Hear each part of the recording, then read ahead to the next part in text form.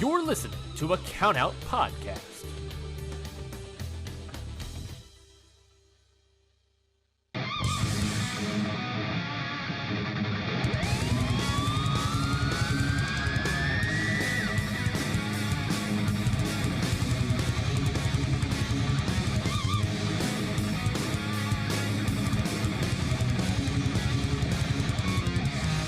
Hello and welcome to another episode of Your Dose of Death podcast. As you can hear, it's just myself, Loren, this week. Mike was busy with some work-related stuff, so he will be back next week as we get another episode out. But I'm not alone on this episode, as I have the first interview of the year with me, a man who I've had the great pleasure of getting to know over the part of 2023, mostly to the end. Now we're both chummy and friendly, and all the friendly phrases I can think of that go along with the word friend. This man has a great story to tell, because not only is he a commentator, he has some other huge stuff in the works that are already in the works. I am pleased to have on the show my good friend John Bullard. John, how are you doing tonight? Hello, my dear friend. I'm doing good. How about yourself? Hope your day's going well for you, man. It is going well. I mean, I can't complain. It's a recording day. Those are always the best days when you get ready to record and you're just like, yep, got some good stuff. And I mean, you being on the show, I'm really happy. As I put out a tweet with a list of goals earlier.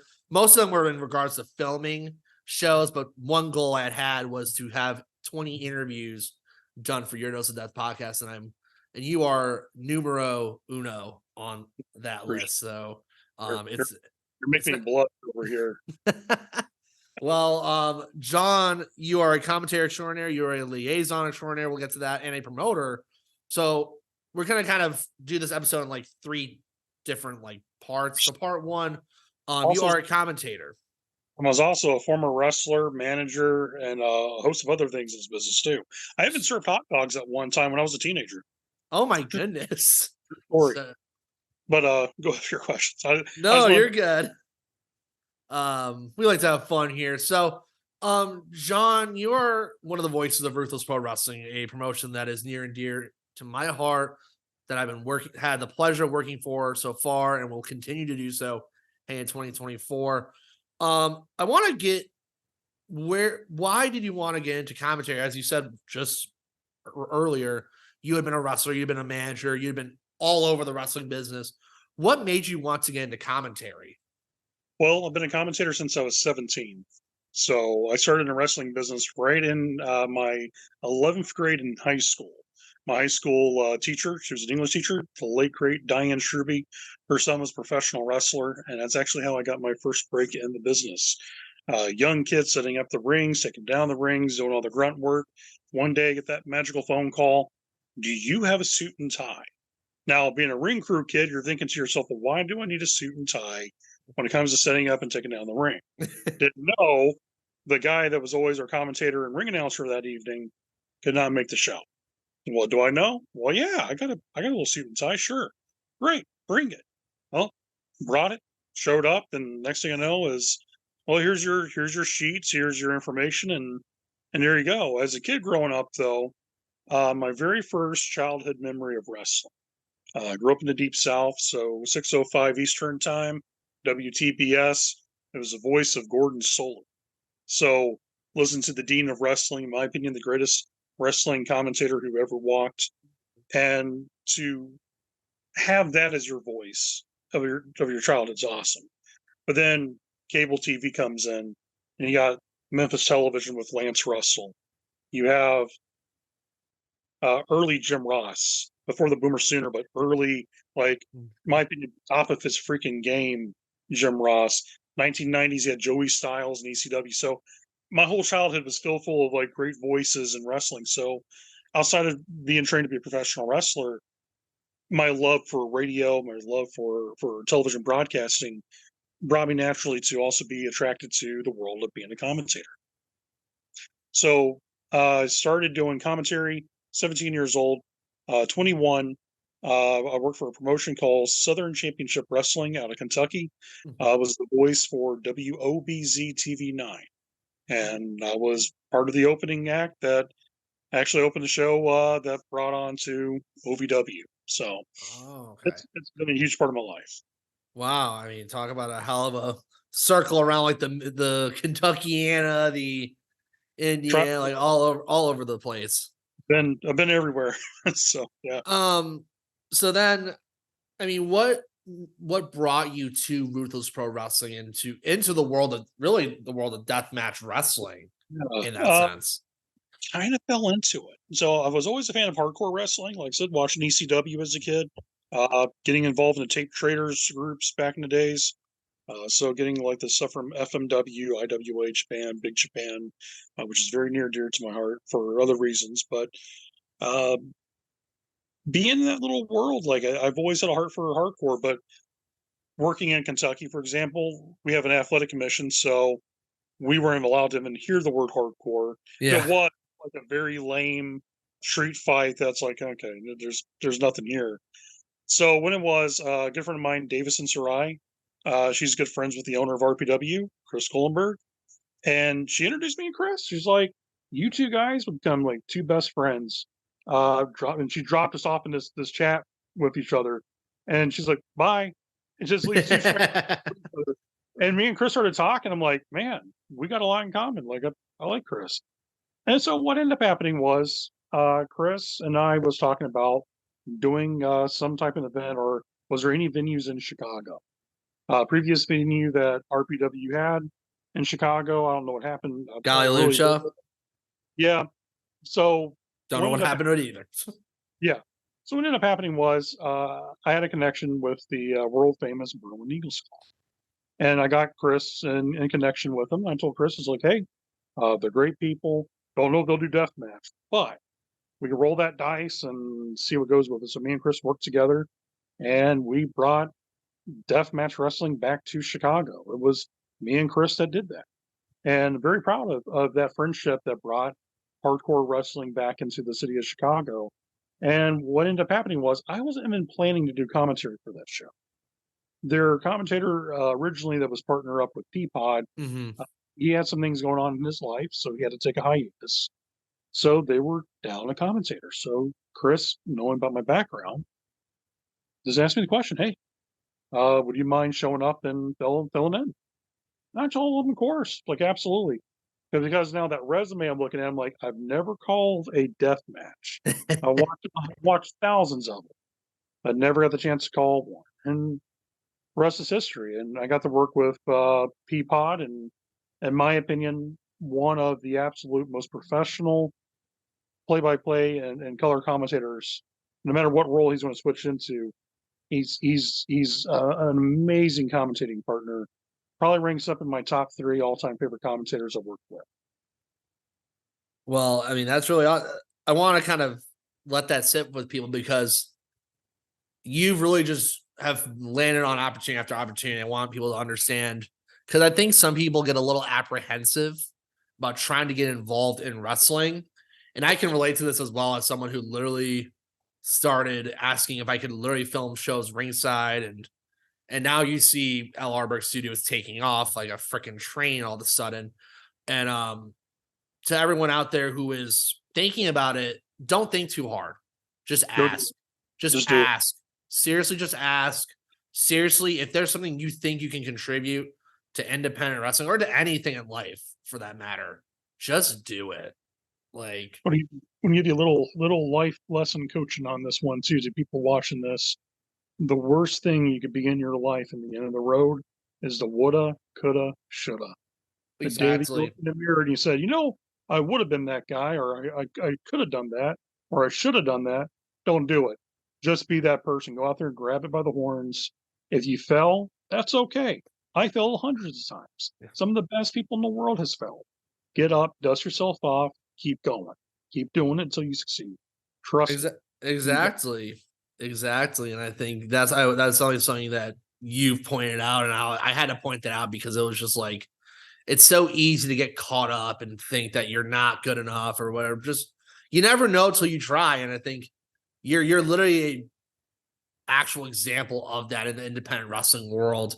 And as you said, you brought hardcore wrestling, deathmatch wrestling back to Chicago. It's been a bit of a rocky year for the hardcore deathmatch scene in Chicago, where they didn't know if certain venues were going to run anymore, or venues were run by certain promotions where they didn't have all the liberties.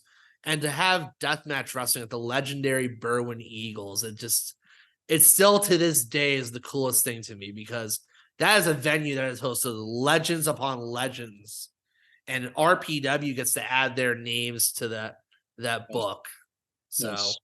and I want to get though to now the middle part of this kind of 3-chapter episode here, where because of your experience in the world of deathmatch wrestling now with RPW and with your experience around hardcore deathmatch wrestling, you are now working with Big Japan Wrestling, which you announced late at the end of 2023, and now 2024, you really are an English liaison for BJW, which for a lot of deathmatch fans, I think the first question that maybe I'll go with here is, what does it mean to you to be an English liaison for a company that many deathmatch fans see as, oh shit, this is like the big leagues.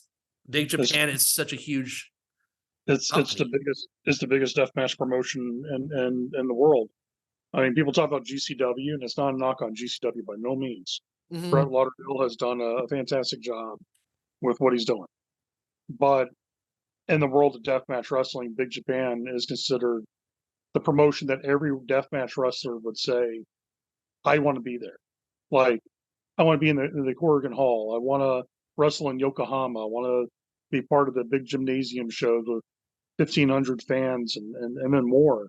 And so, yeah, to have, here's the thing, and I got to pinch myself on this at times.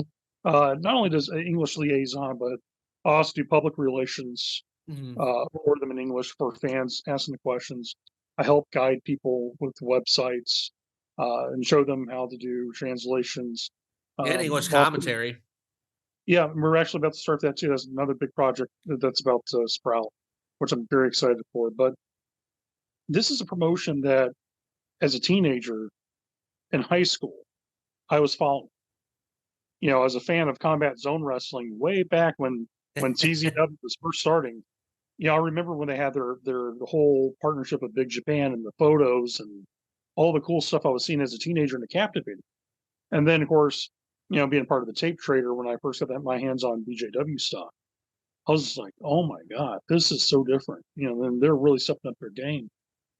To be now being the guy that gets to work with the promotion, the president of the company is very much a friend of mine, where we talk on a almost daily basis. To even get that opportunity is a once in a lifetime thing, which I'm extremely appreciative, but also something that I will strive my best to do the best at what I do. And so it's humbling. You know, this whole 2023 has been a crazy year for me, because in one year, since I decided to come back to be a commentator, I got to work for DTU in Mexico. Yes. I got to work for Project X in Canada. Okay. Work with Set Up Wrestling in Thailand. And I have an announcement coming up in March where I'll be doing something really cool in the UK. So I think I know about the UK. I don't want to reveal it, but I do know we'll have a conversation after this. absolutely. But to be able to say I've commentated death matches in Mexico, the UK, United States, and now Japan, I got to be like one of the only few people that actually could say, in America at least, In America. I've been one of the only few people that have actually done it. So, yeah, it's been a hell of a year, man. Yeah, and I think my next question, especially for, and I want to ask this, I'm probably not the only one that's going to ask this, when you're probably receiving this question a lot, but what is a good starting point, would you say, for maybe like a new word deathmatch fan that is curious about Big Japan Wrestling? I mean, you are an expert of the company and you are someone that works within And I'll ask you in a bit about some current events that have happened in BJW because it's been a whirlwind of a few weeks, and we'll get into that in a little bit. But what is a good starting point for BJW fans? I mean, personally, I was a huge fan of the Kobayashi, Sakuda, and it was the triple threat with like all those tubes in that warehouse back during COVID. I forget. Was it Ishikawa? Maybe I think it was Ishikawa. I think. Yeah, Yuki Ishikawa. Yeah, it was Yuki Ishikawa.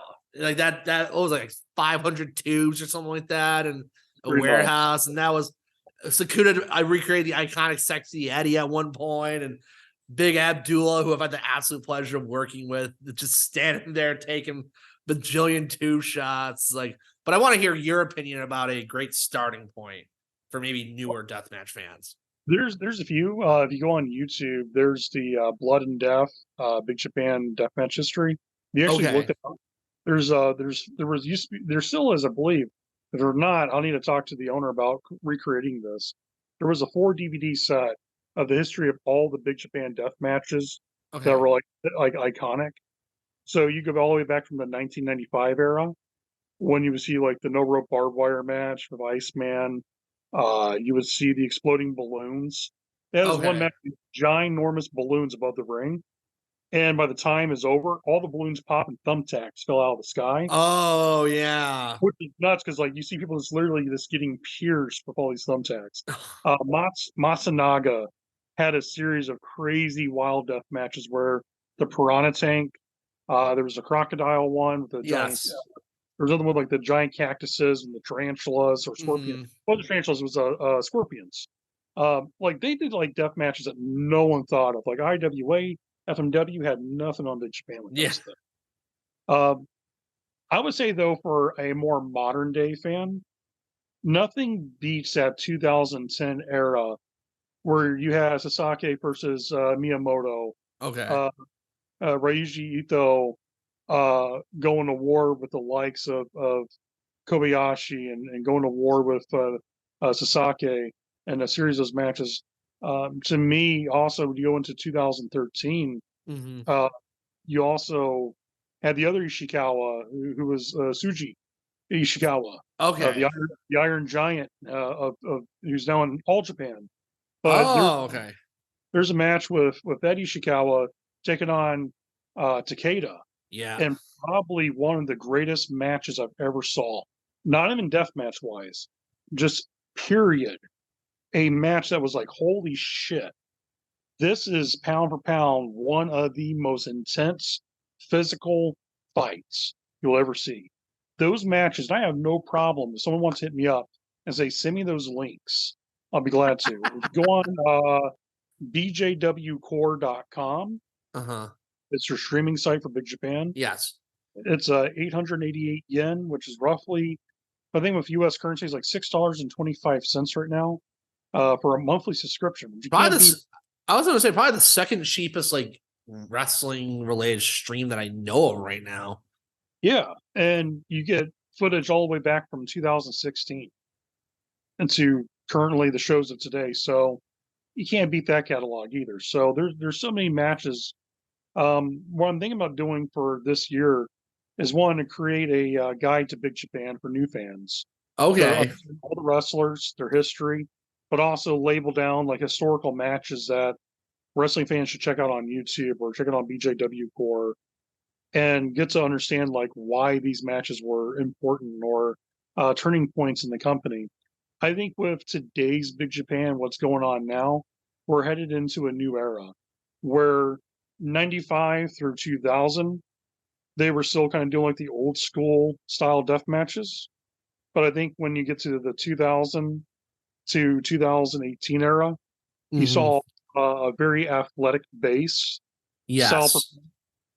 And now we're heading to this new generation where, yes, you still have the old guards, but now you're seeing the new generation of young talent coming up, where you got the young Ishikawas, you got, Takeda is still killing it. Tsukamoto, Yuya Aoki from the strong style division. Another thing that guys are overlooking on Big Japan.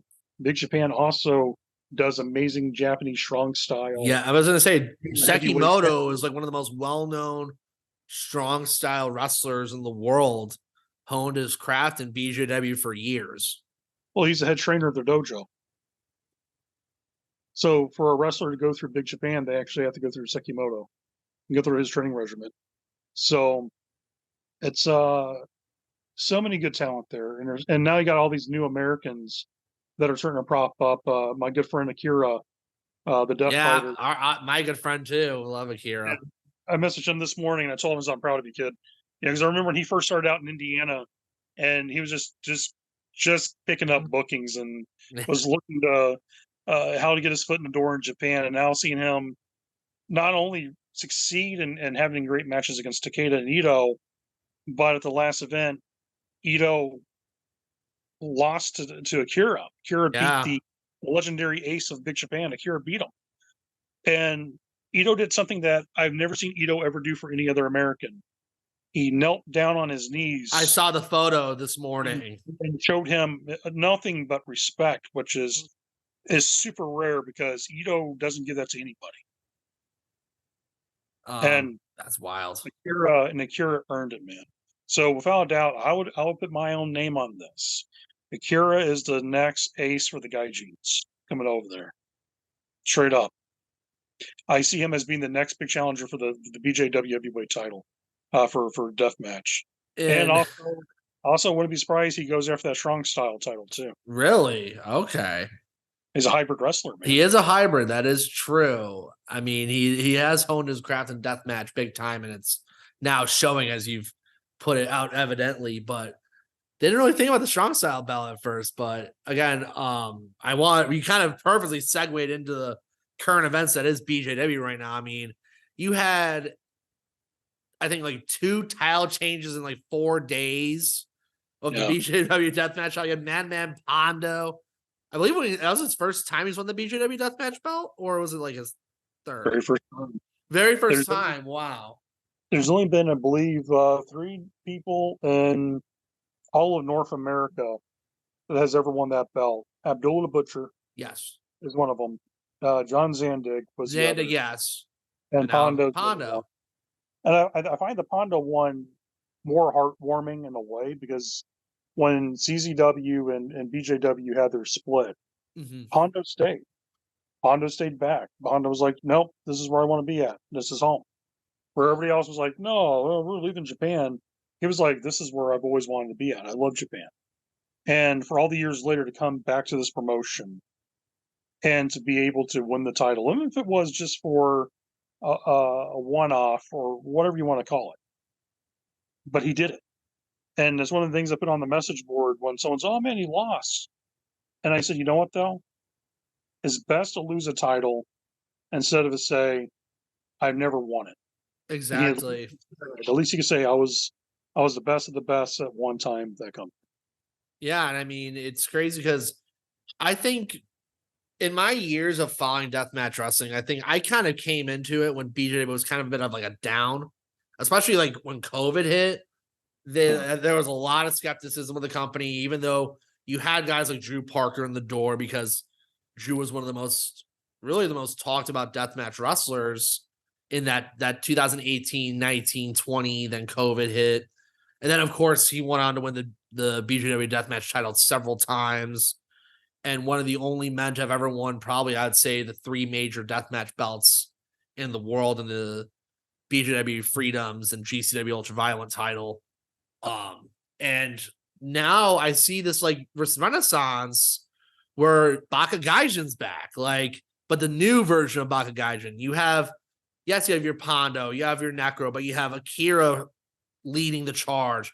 You have guys like Satu Jin, who is a good friend of ours here. You have the young guys like Jack Bennett's literally made his debut, and literally he's only been doing death matches for several years now. Yeah. Which is crazy. And then, I mean, of course, you have Drake Younger reffing BJW now, which is wild to me. That is one I did not have on my deathmatch bingo card, where Drake Younger refereeing a BJW match. Not only refereeing, he's actually came back to wrestle too. Yeah, I do remember what was the match he was in? He teamed up with Abdullah Kobayashi. Yes, it was him and Abdullah. And I think it was Jack Bennett was in that same match too.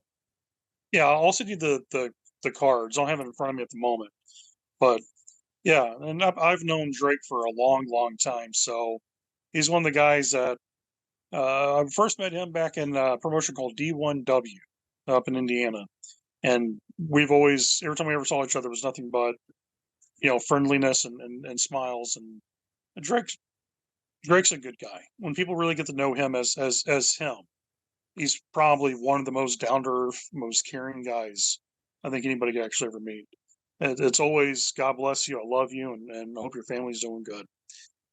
So I'm happy to see that he's doing well physically. Yes. And, not only that, but he's getting that smile back, and he's getting to be himself and to be happy. And you want to see that with people you're friends with, and no matter Yeah. You always want to see that with your friends. no matter what political philosophy you may have, but to know someone for being the good person for who they really are, to see that is a wonderful, feeling to see.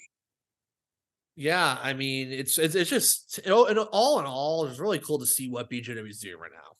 And Yeah. like, and you're as big of part of this new renaissance as they are, because not only they're wrestling, they're in the ring, but you're bringing BJW to an audience that maybe has felt hindered at times, and maybe ask themselves, so how the hell do I watch BJW? As you mentioned, you can go to bjwcore.com, and as you said, $6 for a streaming service. There's maybe only one other promotion that I know of, or hell, Fight TV. If you were in the original $5 tier, most people aren't. I still am. I'm lucky enough to stay in that tier. But like, that's probably one of the cheapest like deathmatch-esque services you could get. Yes. And like, you're leading that charge because you're helping broaden BJW to a new audience in a way. And I think I want to give you that credit, because yeah, they're wrestling. They're the guys, the gaijins are coming over there. Akira's beating legends, but like, you're like, every single part of the company is just as important though. So I want to thank you, because again, for me, like, with your help, I have access to BJW. With your help, I can really keep up with the know, because sometimes I do feel a little slighted internationally, because it's just not as easy for some places versus others. So you're doing just a fantastic job now. And as you said, you have some huge stuff planned. So thank you, John, for all that. I appreciate that, my friend. That's very nice of you to say. Yeah, I mean, it's one of the things I do now is, I always post on social media, and I try to let people know, like, hey, this is the upcoming show coming up. This is where you can watch it. Yes. These are the matches, but not only that, but I'm also doing interviews with the talent too. Yeah, I saw that. So where a lot of people are like trying to understand, like, oh, okay, so this is who this person is, and not only am I doing it for Americans, but I'm also translating it back to Japanese for Japanese fans get to know who some of these young gaijin wrestlers are. Yes, that's For true. Americans. My good friend Zeke Adino from Australia, Yeah. who's one of the absolute best of the best junior heavyweights, trained by Seth Rollins. He's over there right now in Big Japan, and they asked him to stay over. Where most Americans are coming back, they saw him and they're like, "Hey, we want you to stay in the dojo for a little bit more longer, because we got these tours planned up in February. We would like to have you stay with us." They don't. That's not something that's said often unless you really impress the office, impress the wrestlers too. Because one thing people forget too, and not only in Japan, is that the president of the company, the promoter of the company, but also that roster has a lot of say. Definitely the elders on the roster going, "We like this guy, keep him with us," or "Hey, we don't like this kid at all. How about we send him back home as soon as possible?" Because there's some guys that show up in Japan, not only for Japanese promotions in general, they make a complete mess of themselves, and the first thing that any of them are said to, "You can go back home now." Like they just don't want to deal with it. This kid, he's impressive, and he's impressed them. So for them to ask him to stay longer, it's like that's a privilege.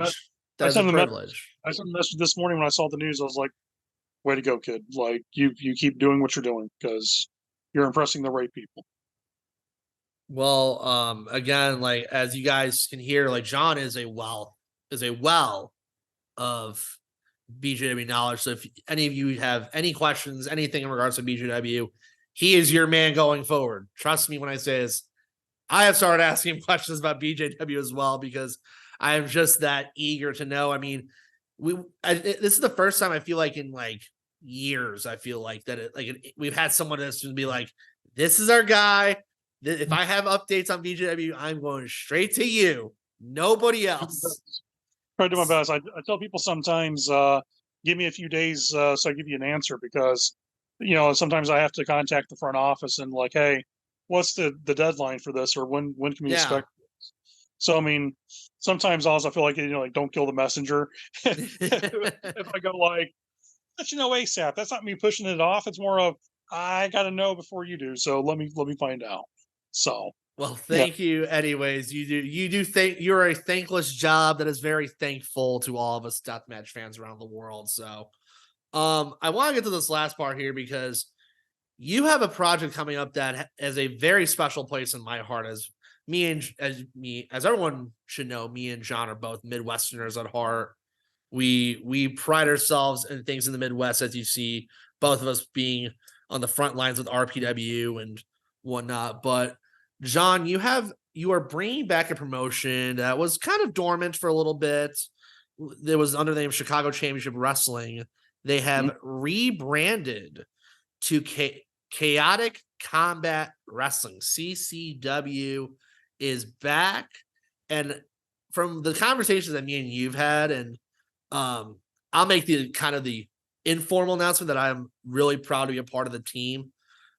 Coming in and taking video clips. I'm so thrilled because of what you guys are doing. I want to bring your vision to a larger audience. But what you guys have planned at CCW, yes, it may come off as BJW in the Midwest, but it is a lot more ambitious than that. It is a lot more ambitious. I want you to kind of portray the vision that you see Chaotic Combat Wrestling had, because everything I've heard so far from you is awesome, but I want you to share with the world what you have in store for all of us with CCW.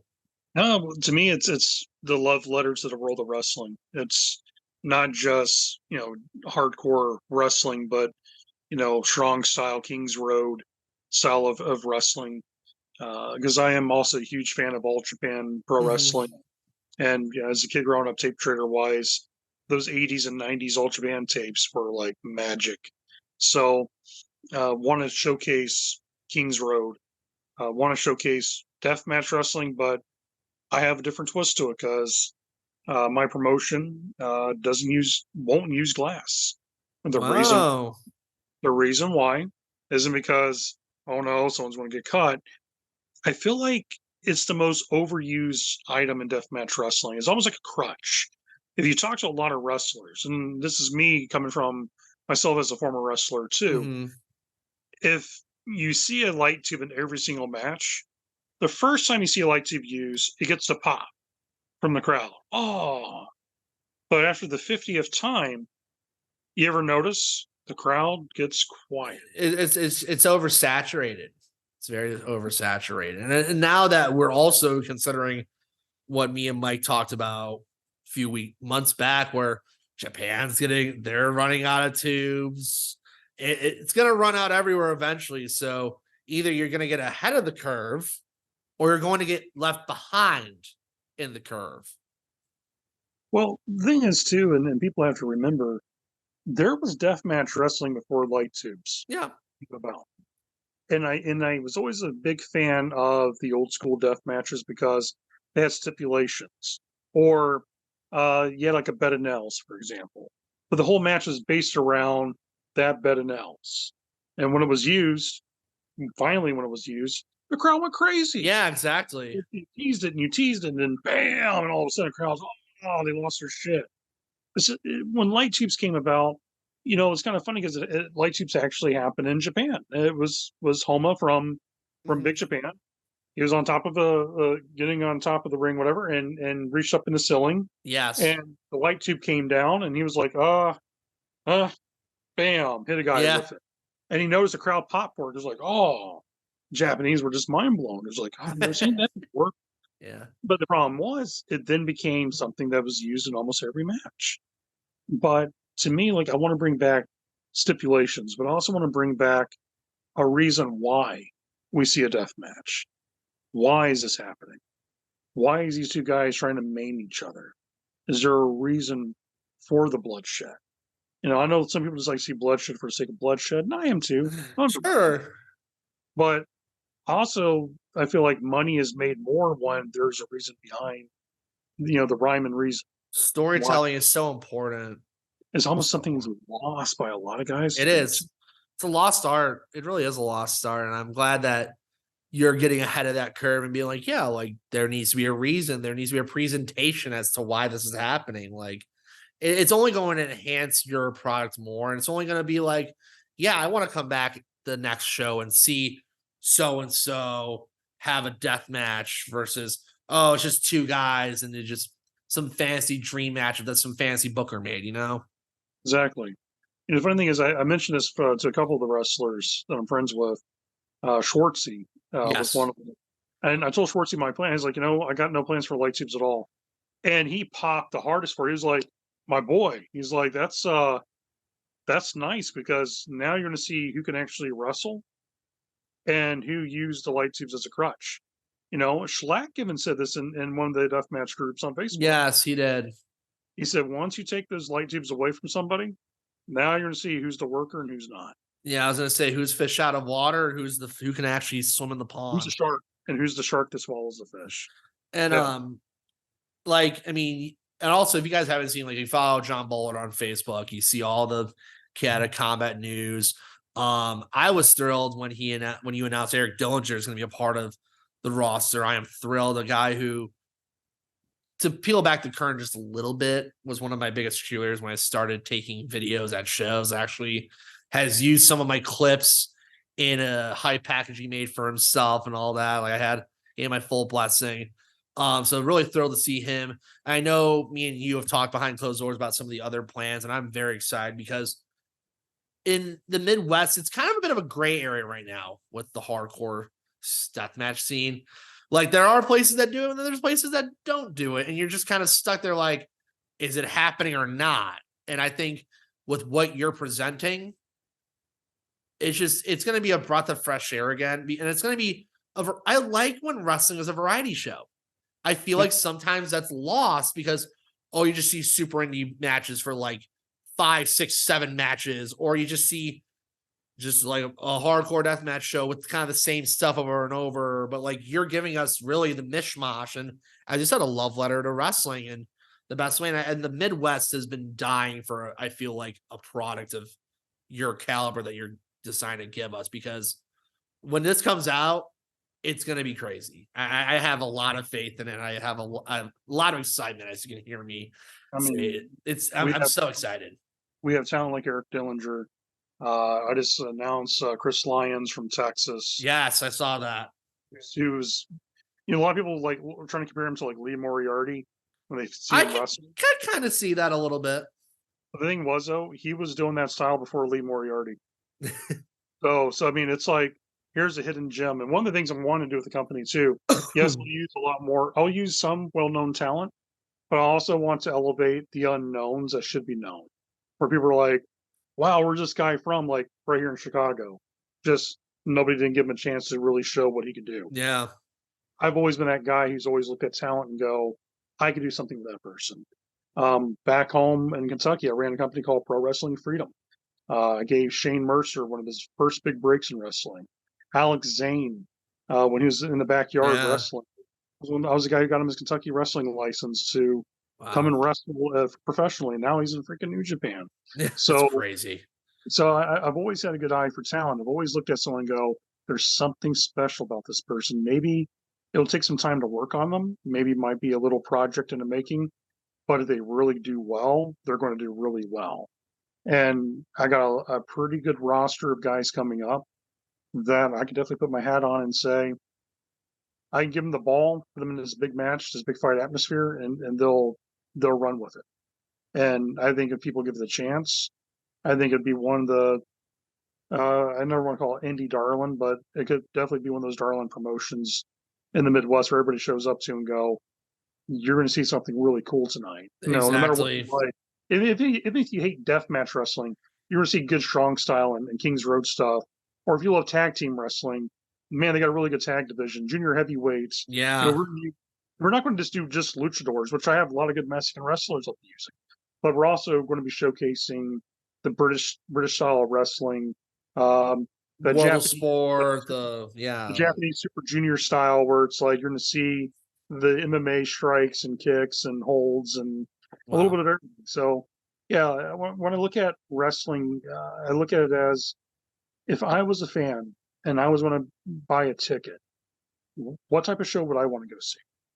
And I also talk to fans all the time, and I like to be part of Facebook groups because you get to see the fans' reactions. You get to see what fans are talking about, and that's how you know your market. You're like, this fan base wants to see this in the worst way, but a lot of people just don't give it to them. They're like, sorry, we're just doing what we want to do. I'm like, well, you're doing it for yourself.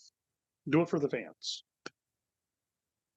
Well, I mean, that's really a great place to stop this off, because this has been an incredible conversation with you, John, from your commentary days to being the voice of RPW to being this huge part of BJW's growth into this next year, to now bringing this really cool variety show, where a consistent Midwest variety show, where sometimes the bigger promotions, they only come here maybe like once or twice a year, where you're going to give us like a real nice base and something again, like the fans are, I mean, again, I am so excited. I'm over the moon about this promotion. I'm over the moon that like something like this is happening in the Midwest, and I'm just excited to be a part of the team as well. I can't thank you enough for that. But it's just gonna be cool. It's gonna be cool. Like I love when cool things in wrestling happen. I get giddy. I get real giddy when that happens. So John, I want to thank you for taking the time with me. This has been an incredible conversation. I always like to do this with people I interview. How can people follow you? How can people get to know more about CCW and BJW, of course? Like, where can people follow you? Where can people keep up with you? Plug away, my friend. Well, you can definitely follow me on Facebook. We look up John Bullard on Facebook. I'm on there. On Facebook as well, you can look up Chaotic Combat Wrestling. Just type it up, Chaotic Combat Wrestling. It'll come right up. The heart of the barbed wire. You definitely want to like that page, as we're going to post up a lot of our stuff. I also have, I think it's CC Wrestling 24 on Instagram. Yes. If not, I also need the links to properly do it. But mainly Facebook is what I've been using just to publish things. I'm going to work on a new Twitter site for the company as well. And, of course, we'll be utilizing things like YouTube. And we're also going to be working on, of course, a streaming service partner. Now there's a lot of streaming sites out there. So kind of gives you the platform of who to pick to do the best business with. And I'm excited. I am excited for the product. I'm excited for the future. I think wrestling is definitely on a great ride. And I think right now, deathmatch wrestling could be on that next verge of something really big. I just think it's going to take the talent, but I also feel like it's going to take a group of good people working together to really make it work and really develop something special. Yes, we're a niche market. I get it. But I also look at it as there's a lot of fans that haven't really had the chance to see a deathmatch show, or at least get to watch a good deathmatch. Mm-hmm. And we should be striving towards giving them nothing but good wrestling to bring them back for more and make them a fan for life. Well, that is a hell of a way to top this entire conversation with you, John. Thank you again for taking the time with me. Thank you for everything. And thank you for giving us such great wisdom on this episode of Your Dose of Death podcast. From myself, from John, have a good rest of your night, day, whenever you're watching this or listening to this. Catch you guys on the flip side.